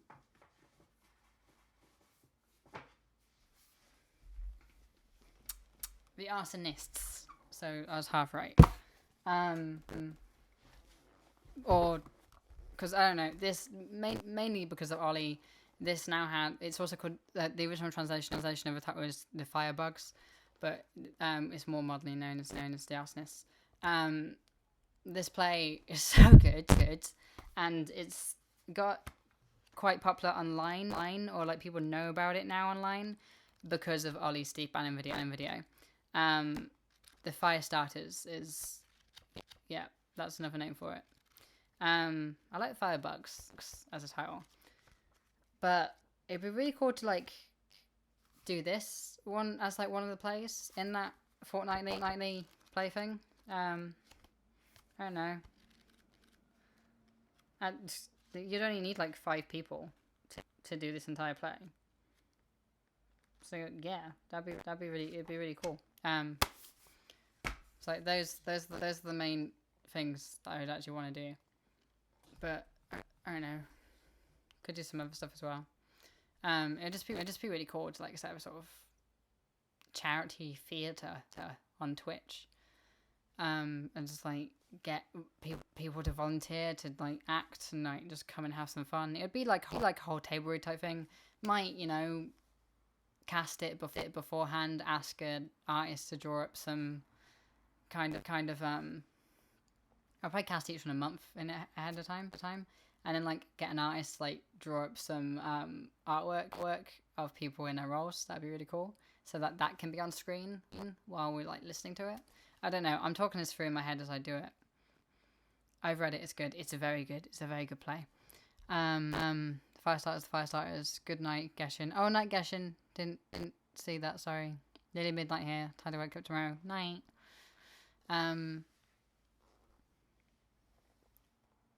Lol, my phone just now gave me the notification for your stream being live. Wow, the YouTube app is bad. And yeah, I know about because of Ollie. I'd heard of it before Ollie, but like the Steve Bannon video meant a lot to me because it kind of pushed the envelope of what YouTube could be, which very few people have done in the 10 years I've been on YouTube. Benjamin Cook pushed the envelope quite a bit. The Vlog Brothers kind of invented vlogging, in my opinion. I mean, Zayfank kind of invented vlog, but like, anyway, you know what I mean. Yeah, Steve Bannon video kind of just pushed the envelope of what YouTube could be. And obviously, like, Natalie Wynn also pushed that boat. Resource Free, Jake Roper pushed out what YouTube could be. But like, yeah, the Steve Bannon video meant a lot, so I actually finally picked this up because I'd heard about it and heard it was really good, but it just it made me want to actually read it. I've got so many books now. Most of the stuff I got for Christmas was just books on trans stuff. Am I going to become a booktuber now? For a dyslexic booktuber, I can be the next Dominic Noel? Is that his? I forget his surname. Channel Awesome channel. German Antifa literature / drama. In general, tends to be obscure. Good on Eye for actually bringing it under the spotlight. Yeah, it's a really good play. I'm really happy I finally read it.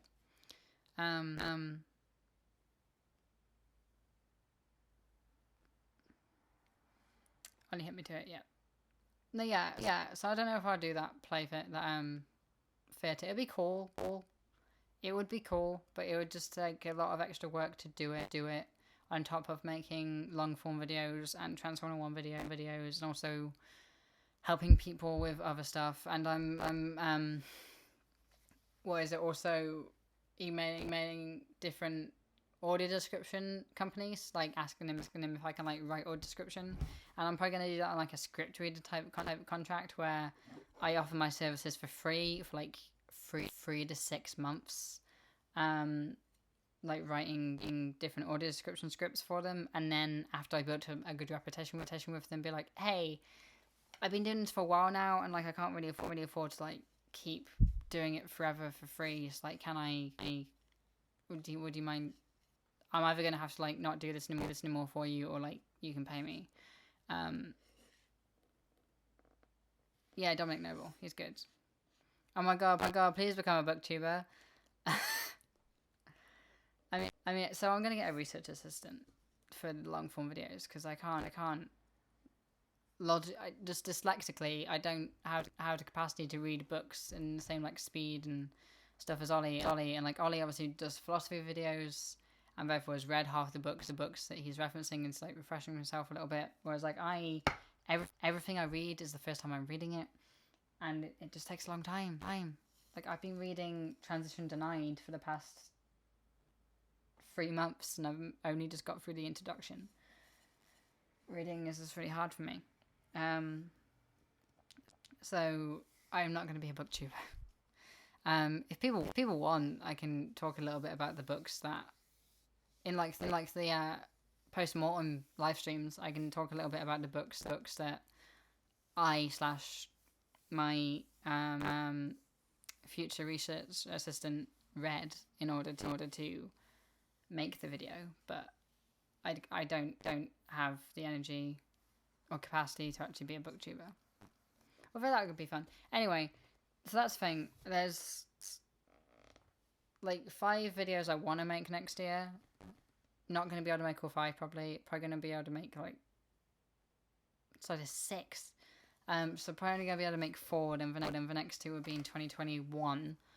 And then I'll have those 4. Then there'll be like 8 Transform one videos. But it also all matters about money.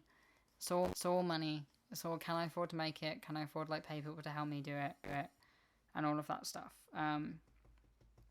So yeah. I don't know. It'll be good. And like, so that's Transform One's long form videos. Gonna hopefully start writing audio description for films, which would be really cool if I can actually break into that, because it's something I'm very passionate about. And then if I can squeeze it in, I'll try and do the Twitch charity theater, which would be really Twitch charity theater, the TCT. Is TCT already a thing? I feel like that's probably something dirty or explosive.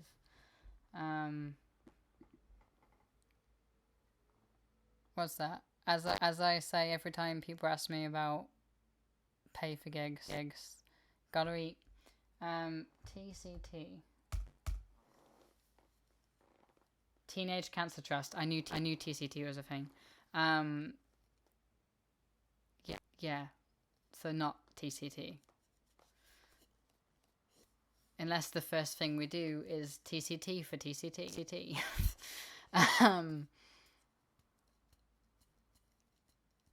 Theatre streams could be a neat way to get new writers' plays out in public if they haven't had the opportunity yet. Yeah, that would be really cool, actually. Yeah, definitely. I'd be up for that. Like doing, probably want to like build a bit of an audience up on Twitch. A bit of like a name, like people get to know it through like doing The Arsonists and Chekhov and some other more well-known plays. But then if people like submit plays that are like well written and not problematic, I'd happily like cast those and do stuff. I know TNT is explosive, but I thought maybe like TCT was the chemical name for nitroglycerin or something. As I say every time, yep. There are an awful lot of TLAs, 3-letter acronyms out there. Yeah, I'm don't worry. TCT was just a joke, guys. I'm not actually gonna do that. But like that's a decent name, like the Twitch charity theater, or the Twitch charity theater. Could be cool. TCT for TCT. So I laughed too much at that. TCT for TC.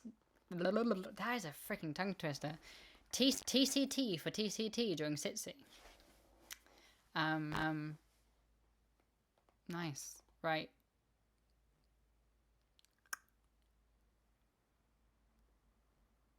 Yeah, so I've covered what I've done last year. What I want to do next year, or what I would love to do next year if I had all the time in the world. I'm gonna wrap this up at the 2-hour mark. So if anyone just has any questions,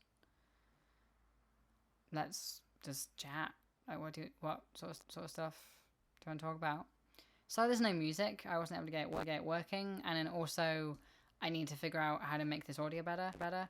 And next stream will probably be on my live channel, which is Alice Quinn-Rose live. Just add, and it's linked in on my channel page as well. So yeah.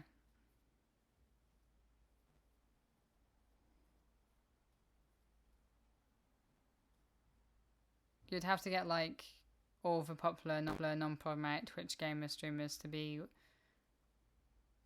on 1x1. I don't know anything about Twitch people. As actors, nice, and just shave little bits of their following. Absorb all their following for ultimate power. I mean, yeah, we can try. I don't know. It's a nice idea, but I don't know if I'll have time to make it a regular. If it is fortnightly, shouldn't be too hard, like at all. Shouldn't be too hard. And like if I can just maybe use a bit of the clout I got from the Shakespeare stream, I should be able to do it. Yeah. I don't know. There's something I want to do now. I have to think about it. Trans 101 videos take about a week each to make. So that's 8 weeks out of the year that I just gone for that. Then I need about 3 months of like almost semi-solid work to make long form videos.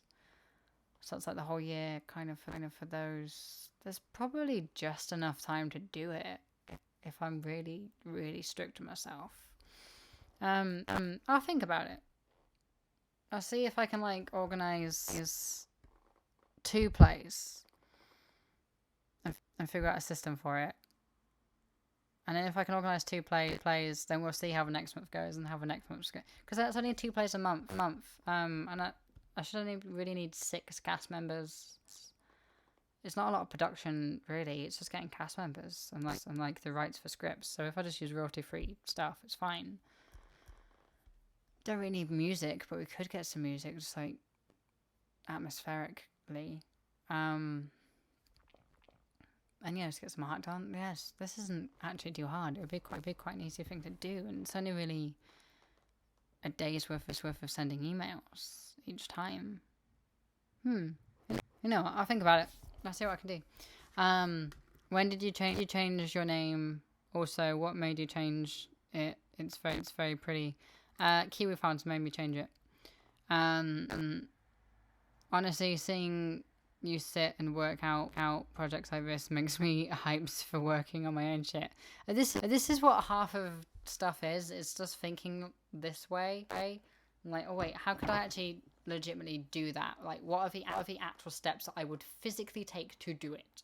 So like with with this whole stream idea, setting up a channel and probably a Twitter account for it, tweeting out at least once a week, in order following the correct accounts like actors and stuff and like charities, and only following actors and charities, and then what is it? I just need to pick a play that we start with, read that through like 2-3 times so I understand it fully.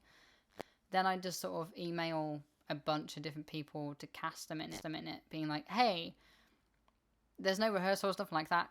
Just a table read. You come on stream. Don't even need to be in a video. Just a microphone. That's it.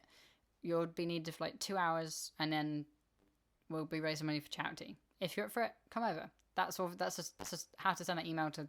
If I need 6 people per play, probably about 12 people, maybe a little bit more. So that's about like a day's worth of emails. And then once I get all those people booked, we just set a date for it and do it.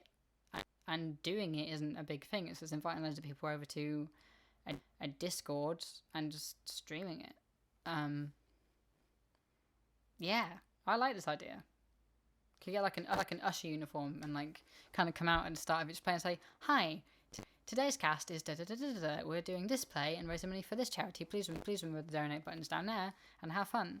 And we can do like a little interval where we like do a little charity shout out. Maybe do a cast party, which is a private Twitch stream that people have to like pay to get into, so that they can and all that money will obviously go to charity. It's just a way to like make more money for charity. I don't know. It'd be really cool. What are we doing? Absorb the power. When did you change your name? Honestly, seeing you there, I really feel like it's just promotion you have to build on. Your content is ace as it is, and you can make it better, but it desperately needs more eyeballs. Maybe with the eyeball zone, we need a playlist of ambient Russian on the stream too. Damn, that's sad. I assume the Kiwi Farms is what's sad. A message got redacted. Cool. Who is Adam Skyride? I do not recognize that name. See what you're here for. the eyeball zone. I mean, yeah. So I did think of like writing into the eyeball zone when Frank and Alice came out, but I don't know.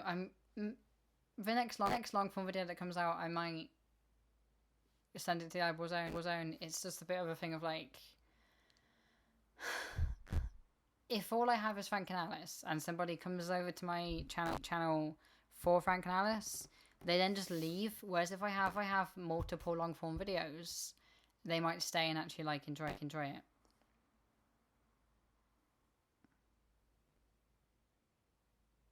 Wait, what's your dead name? I've just been calling you Purple.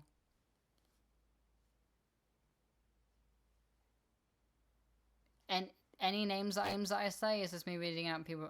What?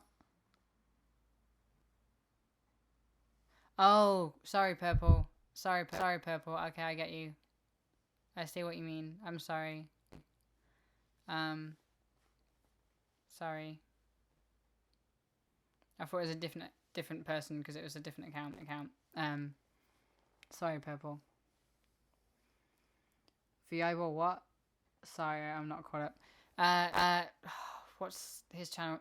Fort Slime. So there's a YouTube channel called Fort Slime Rain, who is an anarchist, and they used to make comic book videos, but now they like do kind of political action videos. And they have this because they have a large audience. They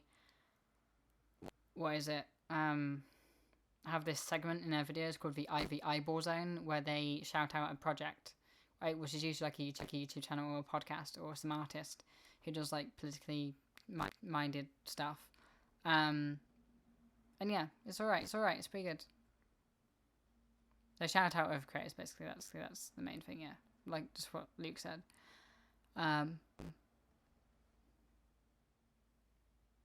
Yeah, Purple. I know what you mean now. Don't worry.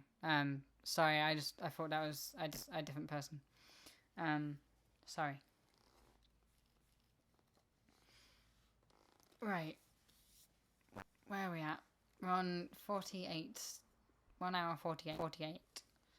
So let's go to the 2 hour mark, which means we've got 12. Well, just under 12 minutes left. Oh god, I'm getting really sleepy.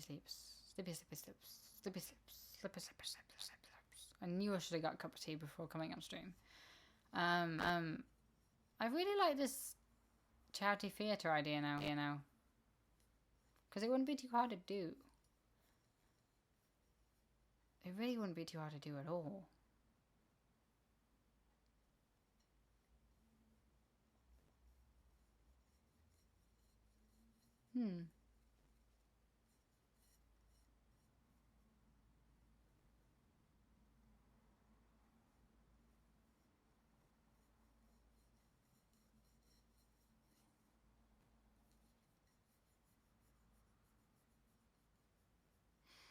I don't know.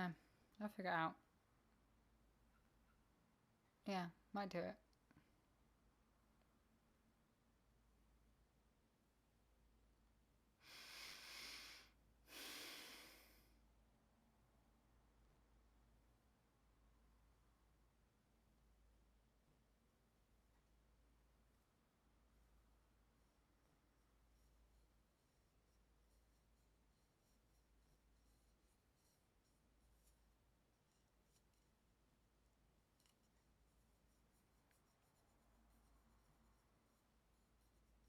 What's already at 100 views in 24 hours, Purple?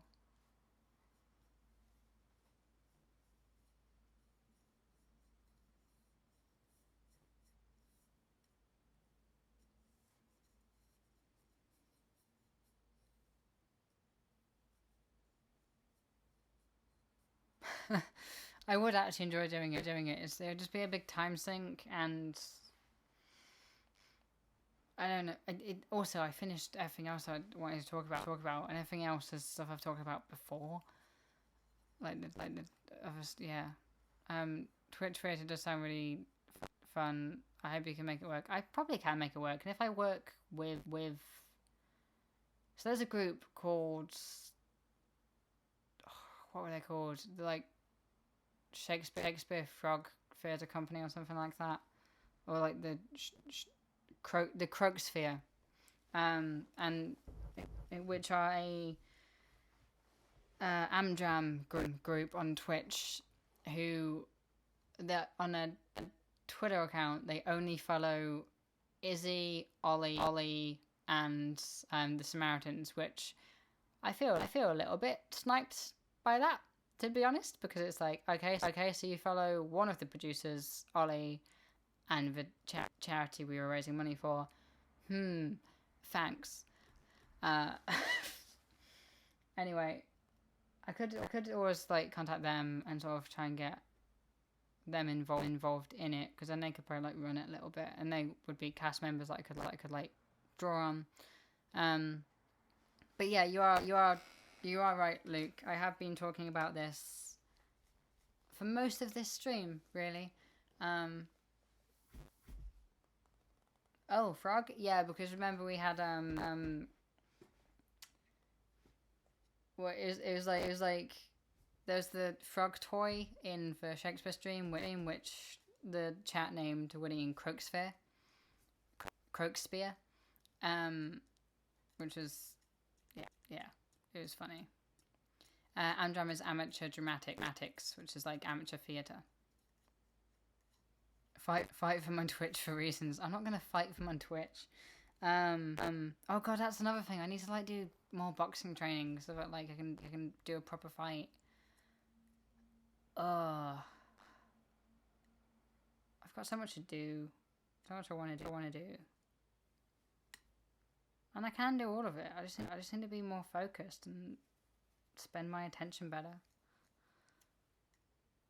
Maybe I should just like cancel my Netflix account, and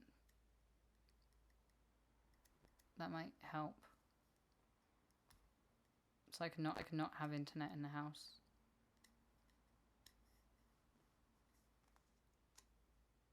Yeah. Right. We have 6 minutes, everyone. There's a whole year coming up, isn't there? Fucking hell. There's a whole new decade coming up. Bloody hell. God, there's a whole new decade coming up, guys. Planking happened this decade, just FYI. A decade is a long ass time. Most of my life has been this decade.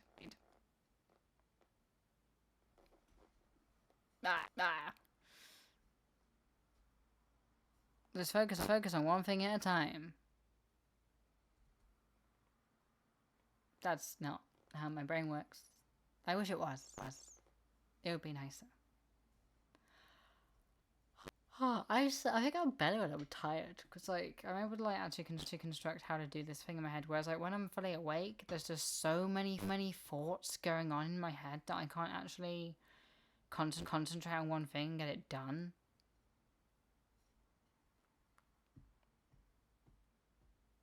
You know you'll end up using my Netflix. No, I won't. Why don't we all just share a Netflix ring? Why don't like you, me, and the Coven just like share one Netflix? We would save so much money if we just did that.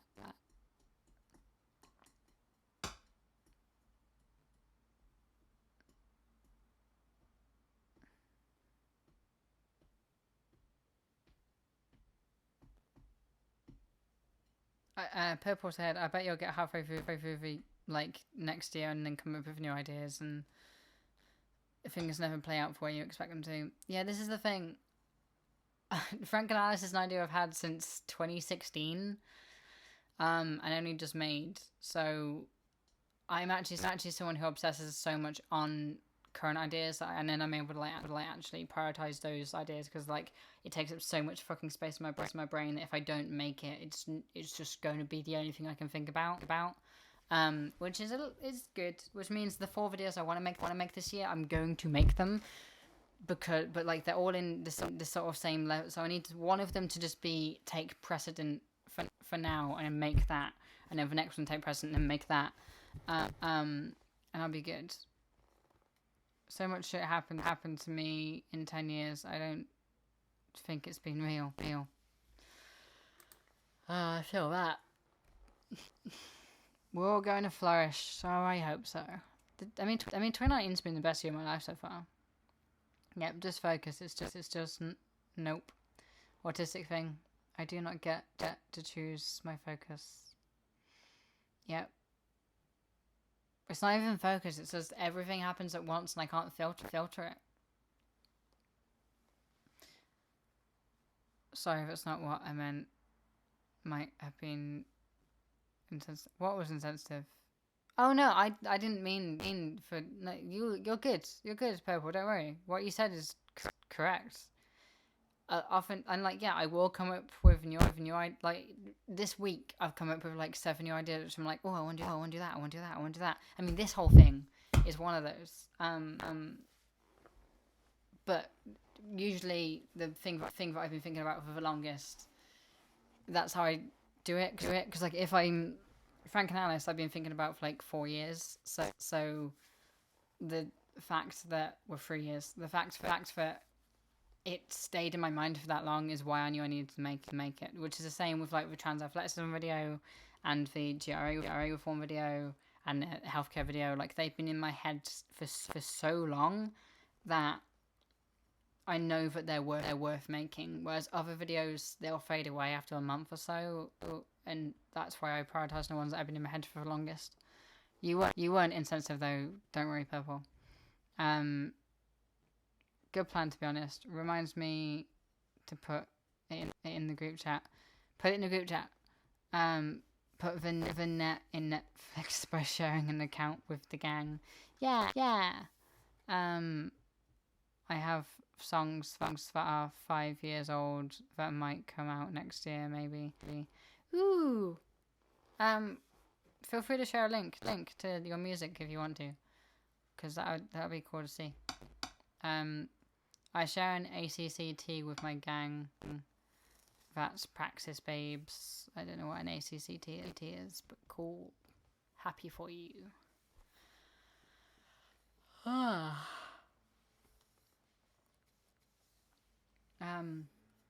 Right. We have like a minute left. 10 years ago, I hadn't even gone to university yet. I was a whole different, less good person then. I'm sure I'll be even more different and hopefully more good 10 years from now. 10 years from now, I'll be 33. Wow. That's what 2030 is going to be. 2030, I will turn 34. Wow. That isn't that long away. But it's also a lifetime away.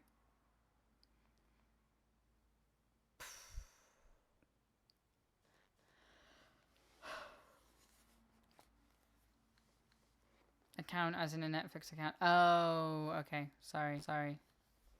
It's just dyslexia and tiredness.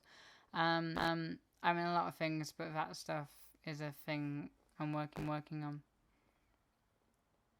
Cool. Well, I wish you luck with it, Luke. Sounds like your music is something you care about, and I wish you luck with it.